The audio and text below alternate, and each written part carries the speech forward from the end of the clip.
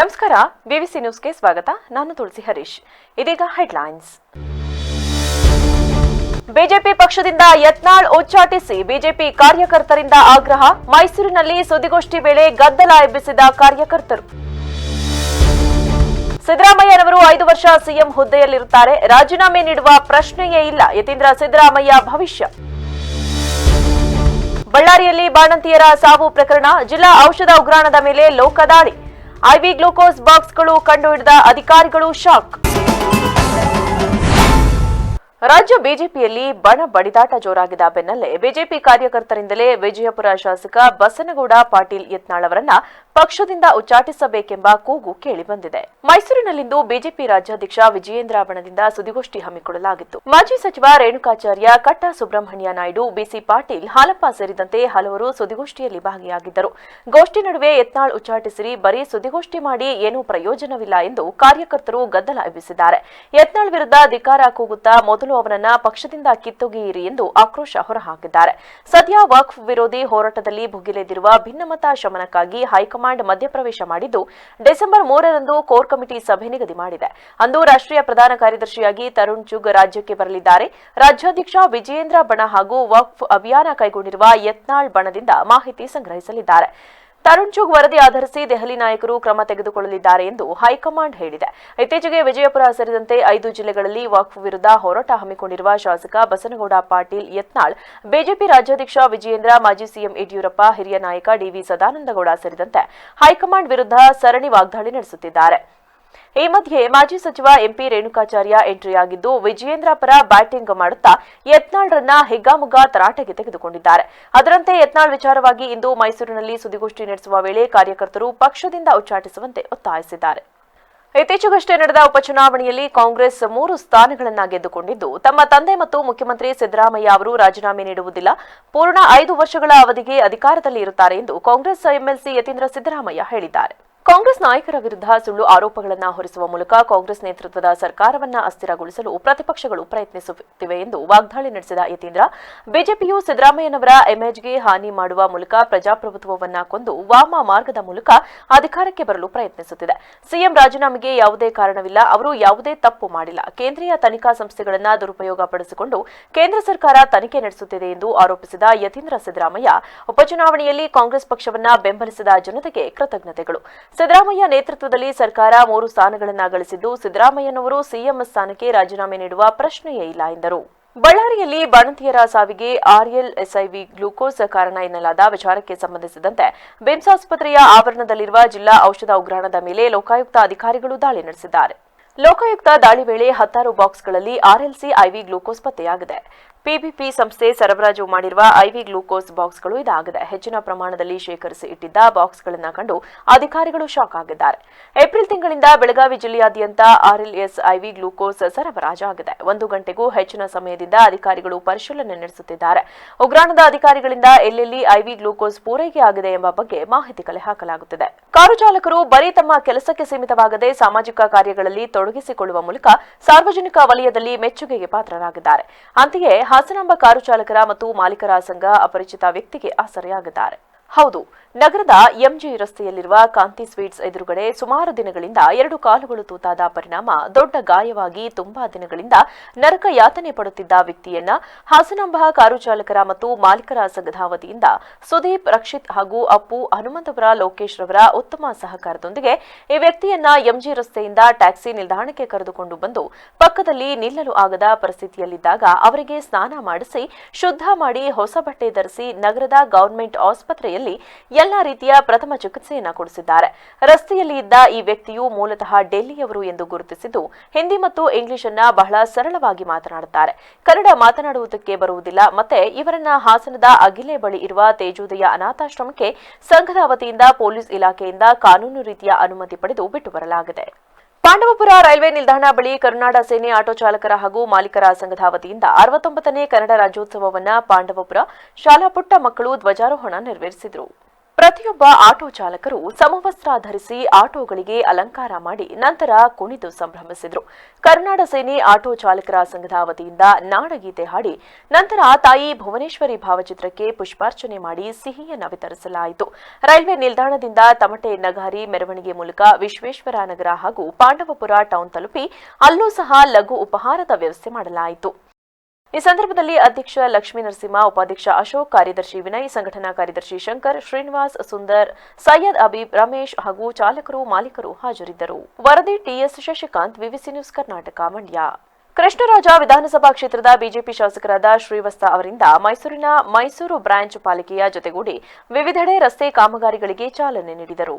ಮೈಸೂರಿನ ಕೃಷ್ಣರಾಜ ವಿಧಾನಸಭಾ ಕ್ಷೇತ್ರದ ಮೈಸೂರು ಮಹಾನಗರ ಪಾಲಿಕೆ ವಾರ್ಡ್ ನಂಬರ್ 47, 56, 53ರ ವ್ಯಾಪ್ತಿಯ ಕೃಷ್ಣಮೂರ್ತಿಪುರಂನ 5ನೇ ಕ್ರಾಸ್ನಲ್ಲಿರುವ ಶಾರದಾ ವಿಲಾಸ್ ಕಾಲೇಜು ಪಕ್ಕದಲ್ಲಿ ಬೈತಲ್ ಚರ್ಚ್ ಮುಂಭಾಗ ದೊಡ್ಡ ಮೋರಿ 2,4.30 ಲಕ್ಷ, ಜೆಪಿ ನಗರದ ಮಹೇಂದ್ರ ಎನ್ಕ್ಲೇವ್ ನಂತರ 1.80 ಲಕ್ಷ, ವಾರ್ಡ್ ನಂಬರ್ 47ರಲ್ಲಿ 50 ಲಕ್ಷ ಇಂಟರ್ಲಾಕ್ ಅಳವಡಿಸುವುದು ಮತ್ತು ವಾರ್ಡ್ 56ರ ರಸ್ತೆ ಅಭಿವೃದ್ಧಿ ಕಾಮಗಾರಿಗಳಿಗೆ ಚಾಲನೆ ನೀಡಿದರು.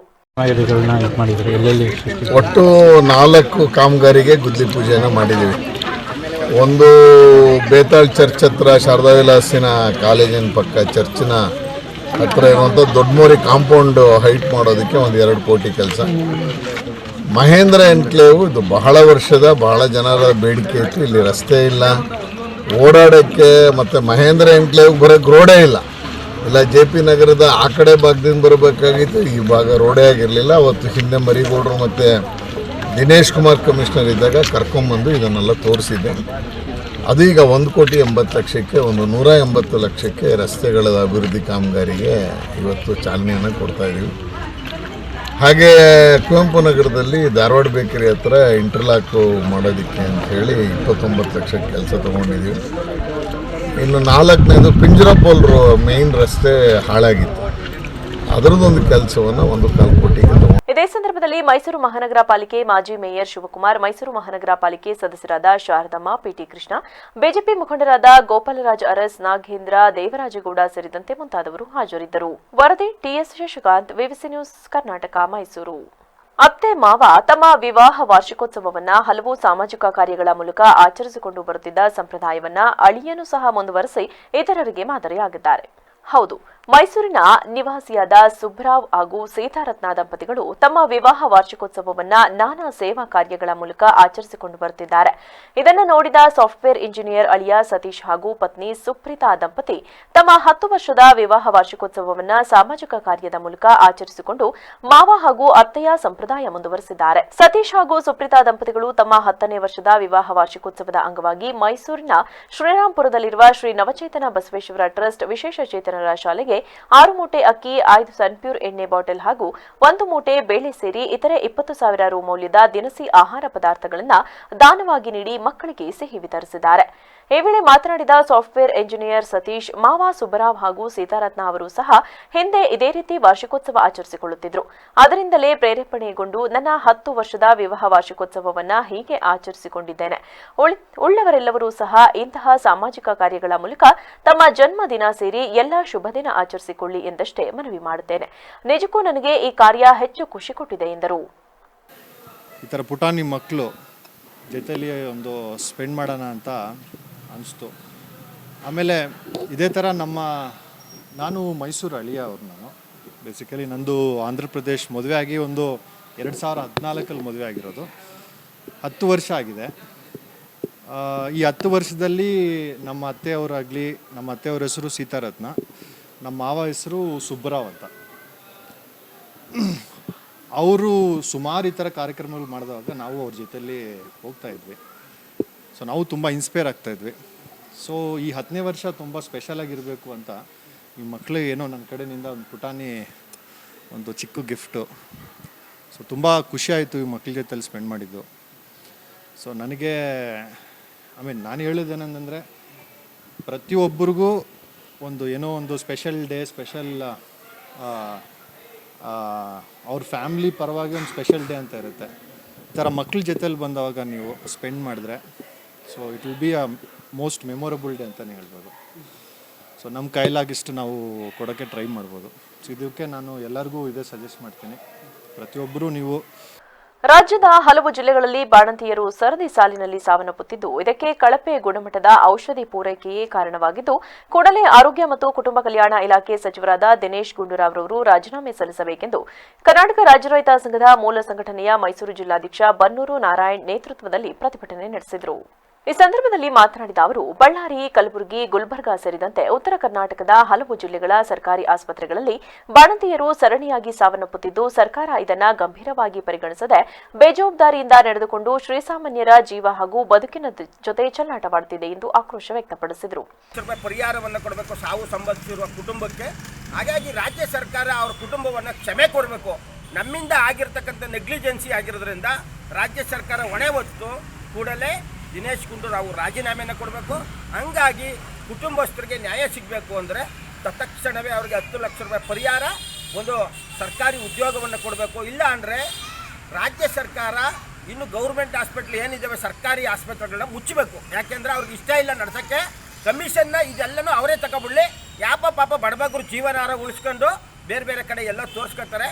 ಅವ್ರಿಗೆ ಇಷ್ಟ ಇಲ್ಲ ಆಮೇಲೆ ನಡೆಸೋಕ್ಕೆ ಇಷ್ಟ ಇಲ್ಲ, ಕೇವಲ ಸಾವು ಸಂಭವಿಸಲಿ ಅನ್ನೋ ಥರದಲ್ಲಿ ಈ ದೇಶದಲ್ಲಿ 140 ಕೋಟಿ ಜನ ಇದ್ದಾರೆ, ಸತ್ತರೆ ಸಾಯ್ತಾರೆ ಅಂತೇಳಿ ಅಧಿಕಾರಿಗಳನ್ನ ಎದುರಿಸ್ಕೊಂಡು ಇವರು ರಾಜ್ಯ ಸರ್ಕಾರ ಮಾಡ್ತಾ ಇದ್ದಾರೆ. ನಾವು ಅನೇಕ ಬಾರಿ ಈ ಬಗ್ಗೆ ಚರ್ಚೆ ಮಾಡಿದ್ರೆ ಅನೇಕ ಅಧಿಕಾರಿಗಳು ಕೂಡ ನಾವು ಮೇಲಧಿಕಾರಿಗಳಿಗೆ ಹೇಳೋಕ್ಕಾಗಲ್ಲ ಸರ್, ಅವ್ರು ಕೊಟ್ಟಿದ್ದನ್ನು ನಾವು ಬಳಕೆ ಮಾಡಬೇಕು ಅಂತ ಹೇಳ್ತಾರೆ.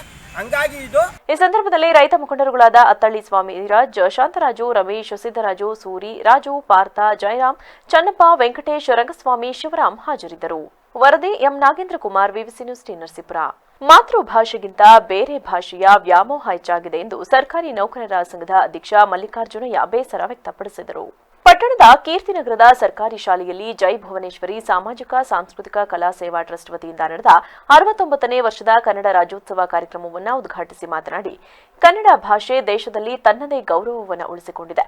ಅದಕ್ಕಾಗಿ 8 ಜ್ಞಾನಪೀಠ ಪ್ರಶಸ್ತಿ ಲಭಿಸಿದೆ. ನಮ್ಮ ಭಾಷೆಯನ್ನ ನಾವೆಲ್ಲರೂ ಎತ್ತಿ ಹಿಡಿಯಬೇಕಾಗಿದೆ ಎಂದರು. ವ್ಯವಹಾರಕ್ಕೋಸ್ಕರ ಬೇರೆ ಭಾಷೆಯನ್ನ ಪ್ರೀತಿಸಬೇಕು ಅಷ್ಟೇ ಅಂತ ಕೆಲಸಗಳನ್ನ ನಾವೆಲ್ಲರೂ ಮಾಡಬೇಕು. ಇವತ್ತು ಇಷ್ಟು ಜನ ಇಲ್ಲಿ ಕಲಾವಿದರಿದ್ದೀರಿ, ಬಹಳ ನಮ್ಗೆ ಈ ಭಾಗ್ಯಮೂರು ತುಂಬಾ ನಾನು ಅವರ ಹಾಡು ಎಲ್ಲವನ್ನ ನಾಟಕದ ಹಾಡುಗಳನ್ನ ಎಲ್ಲವನ್ನ ಗಮನಿಸಿದ್ದೀನಿ. ತುಂಬಾ ಕಲಾವಿದರಿದ್ದಾರೆ. ಈ ವಯಸ್ಸಿನಲ್ಲೂ ಆ ಕಲೆಗೆ ಹೆಚ್ಚು ಪ್ರೋತ್ಸಾಹ ನೀಡ್ತಕ್ಕಂಥದ್ದು ಒಂದು ಸಂತಸ ಒಂದು ವಿಚಾರ. ಯಾಕೆಂದ್ರೆ ಇವತ್ತು ಕನ್ನಡ ಭಾಷೆ ಸ್ವಾತಂತ್ರ್ಯ ಬಂದಾಗ 1950ರಲ್ಲಿ ಮೈಸೂರು ರಾಜ್ಯವಾಗಿ ಉದಯ ಆಯಿತು.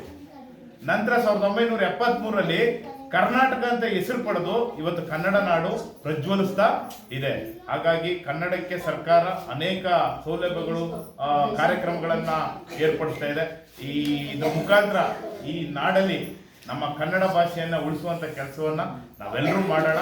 ಈ ಕಾರ್ಯಕ್ರಮ ಬಹಳ ನಮ್ಮ ಶೇಖರ್ ಅವರು ಸರಳವಾಗಿದ್ರು. ಕಾರ್ಯಕ್ರಮದಲ್ಲಿ ಜೈ ಭುವನೇಶ್ವರಿ ಸಾಮಾಜಿಕ ಸಾಂಸ್ಕೃತಿಕ ಕಲಾ ಸೇವಾ ಟ್ರಸ್ಟ್ ಅಧ್ಯಕ್ಷ ಶೇಖರ್, ಭಾಗ್ಯಮ್ಮ, ಮಹದೇವಸ್ವಾಮಿ ಸೇರಿದಂತೆ ಹಲವರಿದ್ದರು. ಪ್ರತಿಯೊಬ್ಬ ತಮ್ಮ ಗುರಿ ಮುಟ್ಟಬೇಕಾದ್ರೆ ಶಿಕ್ಷಣ ಅತ್ಯಗತ್ಯ ಎಂದು ಮಂಡ್ಯ ವಿಶ್ವವಿದ್ಯಾಲಯ ಕುಲಪತಿ ಪ್ರೊಫೆಸರ್ ಶಿವಚಿತ್ತಪ್ಪ ತಿಳಿಸಿದರು. ಪಟ್ಟಣದ ಭಗವಾನ್ ಬುದ್ಧ ಶಿಕ್ಷಣ ಮಹಾವಿದ್ಯಾಲಯದಲ್ಲಿ ನಡೆದ ವೀರಗಾರ್ತಿ ಒನಕೆ ಓಬವ್ವ ಜಯಂತಿ ಹಾಗೂ ಚಂಕಮನ ವಾರ್ಷಿಕ ಸಂಚಿಕೆ ಬಿಡುಗಡೆ ಸಮಾರಂಭವನ್ನು ಉದ್ಘಾಟಿಸಿ ಮಾತನಾಡಿ, ವಿದ್ಯಾರ್ಥಿ ಜೀವನದಲ್ಲಿ ಉತ್ತಮ ಶಿಕ್ಷಣ ಪಡೆದುಕೊಂಡರೆ ಜ್ಞಾನವನ್ನ ಪಡೆದುಕೊಳ್ಳಬಹುದು. ಶಿಕ್ಷಣವಿದ್ದರೆ ಪದವಿಗಳು ತಾನಾಗಿಯೇ ಬರುತ್ತದೆ ಎಂದರು. ಗುಹೆಯಲ್ಲಿರುವ ರುಜಿನಗಳನ್ನ ಹೋಗಲಾಡಿಸೋಣ ಗುರು ಅಂತೇಳಿ, ಅಂದ್ರೆ ಅಜ್ಞಾನವೆಂಬ ಅಂಧಕಾರದಿಂದ ಸುಜ್ಞಾನವೆಂಬ ಬೆಳಕಿನತ್ತ ಕೊಂಡೊಯ್ಯನು ನಿಜವಾದ ಗುರುವಾಗಿರ್ತಾರೆ. ಅವರು ಸರ್ವಸಂಗ ಪರಿತ್ಯಾಗಿ ಗುರುವಾದ್ರೆ ನಾವು ಸರ್ವಸಂಗದ ಜೊತೆಗೆ ಕೂಡ ನಾವು ಪಾಠ ಪ್ರವಚನ ಮಾಡ್ತೀವಿ. ನಾವು ಕೂಡ ಒಂದು ರೀತಿಯಲ್ಲಿ ಗುರುಗಳನ್ನೇ. ಗುರು ಶಿಷ್ಯ ಪರಂಪರೆ ಬಹಳ ದೊಡ್ಡದು ನಮ್ಮ ಭಾರತೀಯ ಇತಿಹಾಸದಲ್ಲಿ. ಇವತ್ತೆಲ್ಲರೂ ಕೂಡ ನೀವು ಬಂದಿದ್ದೀರಿ, ಇಲ್ಲಿ ಶಿಕ್ಷಣವನ್ನು ಮುಗಿಸಿ ಅದು ಶಿಕ್ಷಣ ಮಹಾವಿದ್ಯಾಲಯದಲ್ಲಿದ್ದೀರಿ, BEd ವಿದ್ಯಾರ್ಥಿಗಳು ಅಲ್ವಾ. ನೀವು ಶಿಕ್ಷಣವನ್ನು ಪಡ್ಕೊಂಡು ನೀವು ಫಸ್ಟ್ ಬೆಳಕಾಗಿ ಮತ್ತೆ ನೀವು ಇಡೀ ಸಮಾಜಕ್ಕೆ ಬೆಳಕು ಆಗಲಿ ಅನ್ನೋ ಕಾರಣಕ್ಕಾಗಿ ನಾವೆಲ್ಲರೂ ಕೂಡ ಜ್ಞಾನ ಪಡೆಯಬೇಕು. ಅದಕ್ಕೆ ನಾಲೆಡ್ಜ್ ಈಸ್ ಪವರ್ ಅಂತ ಕರಿತೀವಿ. ನಾಲೆಡ್ಜ್ ಈಸ್ ಪವರ್ ಅಂದರೆ ಅದೇ ಶಿಕ್ಷಣವೇ ಒಂದು ಶಕ್ತಿ ಇದ್ದ ಹಾಗೆ. ನಾನು ಇಂದು ನಿಮ್ಮ ಮುಂದೆ ಒಂದು ವಿಶ್ವವಿದ್ಯಾಲಯದ ಕುಲಪತಿಗಳಾಗಿ ನಿಂತಿದ್ದೀನಿ ಅಂದರೆ ಅದಕ್ಕೆ ಬಹಳ ಮುಖ್ಯವಾದ ಸಾಧನ ನಾಲೆಡ್ಜ್, ಶಿಕ್ಷಣ. ನಾನು ಕಾರ್ಯಕ್ರಮದಲ್ಲಿ ಮನು ರಕ್ಷಿತ್ ಭಂತೇಜಿ, ಭಗವಾನ್ ಬುದ್ಧ ಶಿಕ್ಷಣ ಸಂಸ್ಥೆ ಅಧ್ಯಕ್ಷ ಯಮದೂರು ಸಿದ್ದರಾಜು, ಪೂರಿಗಾಲಿ ಮುರುಡೇಶ್ ಮೂರ್ತಿ, ಸೋಮಶೇಖರ್ ಮೂರ್ತಿ, ಚೇತನ್ ಕುಮಾರ್, ಪ್ರಾಂಶುಪಾಲ ಬಾಲಸುಬ್ರಹ್ಮಣ್ಯ ಸೇರಿದಂತೆ ಹಲವರಿದ್ದರು. ಸದನ ಮುಗಿದ ಬಳಿಕ ಪೂರಿಗಾಲಿ ಹನಿ ನೀರಾವರಿ ಯೋಜನೆ ಬಗ್ಗೆ ರೈತರ ಬಳಿಗೆ ನಾನೇ ಹೋಗಿ ಅರಿವು ಮೂಡಿಸುತ್ತೇನೆ ಎಂದು ಶಾಸಕ ನರೇಂದ್ರ ಸ್ವಾಮಿ ತಿಳಿಸಿದರು. ತಾಲೂಕಿನ ಚೊಟ್ಟನಹಳ್ಳಿ ಕೆರೆಗೆ ಬಾಗಿನ ಅರ್ಪಿಸಿದ ಬಳಿಕ ಸುದ್ದಿಗಾರರೊಂದಿಗೆ ಮಾತನಾಡಿ, ಯೋಜನೆಯ ಬಗ್ಗೆ ರೈತರಿಗೆ ಮನವರಿಕೆ ಮಾಡಲು ನಮ್ಮ ಮುಖಂಡರು, ಸಂಸ್ಥೆಯವರು, ಅಧಿಕಾರಿಗಳು ವಿಫಲರಾಗಿದ್ದಾರೆ. ಇದಲ್ಲದೆ ರೈತರಲ್ಲಿ ಇನ್ನೂ ಮೌಢ್ಯತೆ ಹೋಗಿಲ್ಲ, ಅದನ್ನ ಹೋಗಲಾಡಿಸಿ ಯೋಜನೆಯನ್ನ ಪ್ರಾರಂಭಿಸುತ್ತೇನೆ ಎಂದರು. ಇಲ್ಲೂ ಆ ಯೋಜನೆ ಮಣ್ಣು ಮುಕ್ಕಬಾರದು ಅನ್ನೋದಕ್ಕೋಸ್ಕರ ಜವಾಬ್ದಾರಿಯಿಂದ ರೈತರಿಗೆ ಅರಿವನ್ನು ಉಂಟು ಮಾಡಿ ಅವರೆಲ್ಲರ ಸಹಕಾರನ ಪಡೆದು ಈ ಯೋಜನೆ ಅನುಷ್ಠಾನ ಮಾಡ್ತಾರೆ. ಇನ್ನೊಂದು ರೌಂಡ್ ತರಬೇತಿ ಇದು ನಡೀತದೆ. ತರಬೇತಿ ಪರಿಣಾಮಕಾರಿಯಾಗಿ ಆಗಿಲ್ಲ, ನನಗೆ ಸಮಾಧಾನ ಇಲ್ಲ. ಅದು ಏನಾಗ್ತಾರೆ, ಯಾರೋ ಪಿಕ್ ಆ್ಯಂಡ್ ಚೂಸ್ ಅಂಥವ್ರಿಗೆ ತರಬೇತಿ ಆಗಿದೆ. ಅವರು ಇನ್ನಿತರರಿಗೆ ಹೇಳ್ಬೇಕಾದ್ರಲ್ಲಿ ಸಂಪರ್ಕ ಇಲ್ಲ. ಅವ್ರು ಮಾತಾ ತಿಳ್ಕೊಂಡಿದ್ರೆ ಆಯಿತು, ಹೆಂಗಾಗತ್ತೆ ನೋಡೋಣ. ಆಮೇಲೆ ಮೌಢ್ಯತೆ ಜೊತೆಯಲ್ಲಿ ಇನ್ನೂ ರೈತರಿದ್ದಾರೆ. ಹಳೆ ಪದ್ಧತಿ ಬಂದು ಇನ್ನೂ ನಮಗೆ ನೀರು ಬಿಟ್ಬಿಟ್ರೆ ಸಾಕು, ನಾವೇನೋ ಇದು ಮಾಡ್ಕೊತೀವಿ ಆ ಥರದ್ದು. ಇದು ನಿಜವಾಗ್ಲೂ ಕೃಷಿ ಪದ್ಧತಿ ಹೆಂಗೆ, ಸಾಮೂಹಿಕ ಕೃಷಿ ಅಂದ್ರೇನು, ಯಂತ್ರೋಪಕರಣಗಳು ಉಪಯೋಗಿಸ್ತಾನೆ ಲಾಭ ಏನು, ಮತ್ತು ಸಾವಯವ ಕೃಷಿನ ಹೇಗೆ ಮಾಡ್ಬೋದು, ಇದರಿಂದ ಲಾಭ ಏನು ಸಿಗುತ್ತೆ, ಮಾರುಕಟ್ಟೆ ಹೇಗೆ ಸಿಕ್ಕುತ್ತೆ, ಇದ್ರ ಬಗ್ಗೆ ಅರಿವೇ ಇಲ್ಲ ಯಾರಿಗೂ. ಇನ್ನು ವೈಯಕ್ತಿಕವಾದಂಥ ಆಲೋಚನೆಯಲ್ಲೇ ಇದ್ದಾರೆ. ಅದನ್ನು ಸರಿದಾರಿ ತರೋದಂಥ ಕೆಲಸನ ನಾವು ಮಾಡ್ತೀವಿ. ಟೈಮು ಭಾಳ ಲೇಟೇ ಆಗಿದೆ. ಈಗ ಟೈಮ್ ಬೀಯಿಂಗ್ ಅನ್ನೋದಲ್ಲ, ಈಗ ಎಂಡಿಂಗ್ ಸ್ಟೇಜಲ್ಲಿ ನಾನು ಇದನ್ನು ಅವರ ಒಂದು ಮನವೊಲಿಕೆ ಕಾರ್ಯಕ್ರಮನ ಮತ್ತು ಅವ್ರಿಗೆ ಅರಿವು ಉಂಟು ಮಾಡ್ತಕ್ಕಂಥ ಕೆಲಸನ ನಾನು ಮಾಡಬೇಕು. ಇದು ಆದಮೇಲೆ ಪ್ರಾಜೆಕ್ಟ್ ಉದ್ಘಾಟನೆ ಮಾಡೋದು ಅನ್ಕೊಂಡು ರೆಡಿ ಇದೆ. ನಾಳೆ ಬೆಳಗ್ಗೆ ಬೇಕಾದ್ರೆ ಉದ್ಘಾಟನೆ ಮಾಡ್ಬೋದು. ಆದರೆ ಈಗ ಉದ್ಘಾಟನೆ ಮಾಡಿಬಿಟ್ಟು ನೀರು ಕುಟ್ಟ ಅಂತಾರೆ, 1 ವರ್ಷದಲ್ಲಿ ಯೋಜನೆ ಖತಮ್. ಯಾವುದೇ ಕಾರಣಕ್ಕೂ ಯೋಜನೆ ಉಳ್ಕೊಳ್ಳಲ್ಲ. ಬರೀ ಕೆರೆ ತುಂಬಿಸೋಕ್ಕೆ 600 ಕೋಟಿ ಕೊಡ್ಬೇಕಿತ್ತು. ರೈತರಿಗೆ ಪ್ರಯೋಜನಕಾರಿಯಾಗಿ ಈ ಬೆಳೆನ ಮತ್ತು ಸಾಮೂಹಿಕ ಕೃಷಿನ ಯಂತ್ರೋಪಕರಣಗಳು ಉಪಯೋಗಿಸಿ ಆ ಮುಖಾಂತರ ಸಾವಿರಾರು ಉದ್ಯೋಗ ಸೃಷ್ಟಿಯಾಗ್ತದೆ ಇಲ್ಲಿ. ಈ ವೇಳೆ ಟಿಎಪಿಸಿಎಂಎಸ್ ಅಧ್ಯಕ್ಷ ಬಸವರಾಜು, ಜಿಲ್ಲಾ ಪಂಚಾಯಿತಿ ಮಾಜಿ ಸದಸ್ಯೆ ಸುಷ್ಮಾರಾಜು, ಕಾವೇರಿ ನೀರಾವರಿ ಇಲಾಖೆ ಎಇ ಗೋಪಿನಾಥ್, ಎಇ ಅಬ್ದುಲ್ ಜಾವೇದ್, ಜೈನ್ ಸಂಸ್ಥೆ ವಿಶ್ವೇಂದರ್ ಸಿಂಗ್ ಸೇರಿದಂತೆ ಇತರರಿದ್ದರು. ಕೊನೆಯಲ್ಲಿ ಮತ್ತೊಮ್ಮೆ ಹೆಡ್ಲೈನ್ಸ್. ಬಿಜೆಪಿ ಪಕ್ಷದಿಂದ ಯತ್ನಾಳ್ ಉಚ್ಚಾಟಿಸಿ ಬಿಜೆಪಿ ಕಾರ್ಯಕರ್ತರಿಂದ ಆಗ್ರಹ. ಮೈಸೂರಿನಲ್ಲಿ ಸುದ್ದಿಗೋಷ್ಠಿ ವೇಳೆ ಗದ್ದಲ ಎಬ್ಬಿಸಿದ ಕಾರ್ಯಕರ್ತರು. ಸಿದ್ದರಾಮಯ್ಯನವರು 5 ವರ್ಷ ಸಿಎಂ ಹುದ್ದೆಯಲ್ಲಿರುತ್ತಾರೆ, ರಾಜೀನಾಮೆ ನೀಡುವ ಪ್ರಶ್ನೆಯೇ ಇಲ್ಲ. ಯತೀಂದ್ರ ಸಿದ್ದರಾಮಯ್ಯ ಭವಿಷ್ಯ. ಬಳ್ಳಾರಿಯಲ್ಲಿ ಬಾಣಂತಿಯರ ಸಾವು ಪ್ರಕರಣ, ಜಿಲ್ಲಾ ಔಷಧ ಉಗ್ರಾಣದ ಮೇಲೆ ಲೋಕದಾಳಿ. ಐವಿ ಗ್ಲೂಕೋಸ್ ಬಾಕ್ಸ್ಗಳು ಕಂಡುಹಿಡಿದ ಅಧಿಕಾರಿಗಳು ಶಾಕ್. ಕ್ಷಣ ಕ್ಷಣದ ಸುದ್ದಿಗಾಗಿ ನೋಡ್ತಾ ಇರಿ ವಿವಿಸಿ ಟಿವಿ, ಸತ್ಯದ ಕಡೆ ನಮ್ಮ ನಡೆ.